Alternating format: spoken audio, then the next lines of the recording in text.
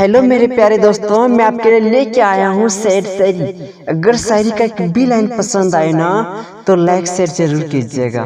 तो चलो शायरी स्टार्ट करते हैं।